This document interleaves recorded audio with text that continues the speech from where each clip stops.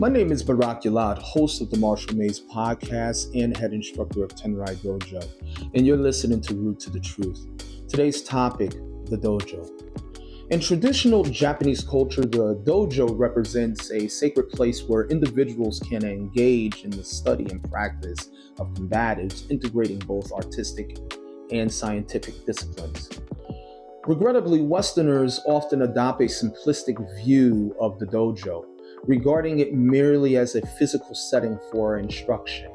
However, this perspective neglects the profound cultural, spiritual dimensions that underlie the dojo's true nature.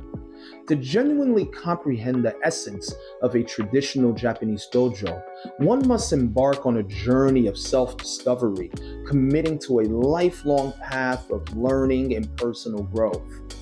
The concept of mikakure, or hidden from plain sight, is particularly pertinent in this context, as it highlights the multifaceted characters of Japanese culture.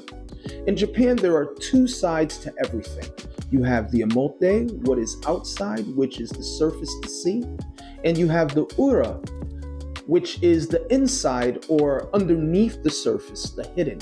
Understanding emote is like observing art or a kata. You may enjoy what you're looking at, but you don't understand it. In the ura, you apply time to have the understanding with wisdom to observe the deeper meanings of the art. Moreover, the instructional methods employed in traditional Japanese martial arts prioritize spiritual refinement, whereas Western approaches often emphasize technical skills.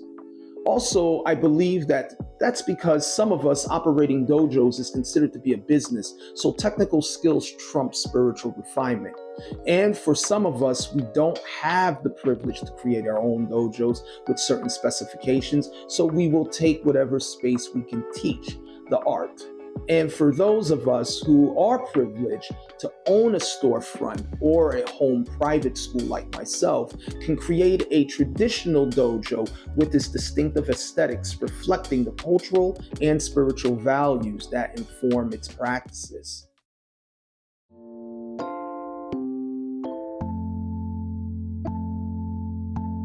Dojo, a term rooted in Buddhism, denotes sacred space for practicing Buddhism or Zen meditation. It shares a similar essence with a church, masjid, or synagogue, and its atmosphere is reminiscent like visiting an iconic university campus or an ancient site. You should feel a vibe when you are entering into someone's sacred space to receive lessons. The word jo means place, hence terms like imbujo and shiaijo describe specific venues for martial demonstrations and budo competitions.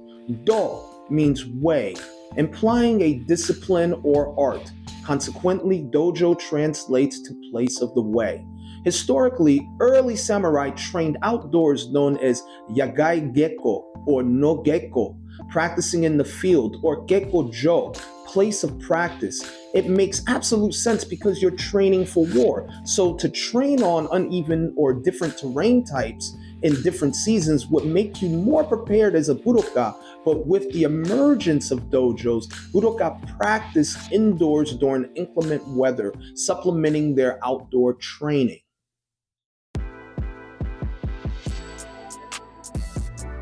The dojo's layout is rooted in sacred geometry, incorporating spiritual, cultural, and militaristic elements.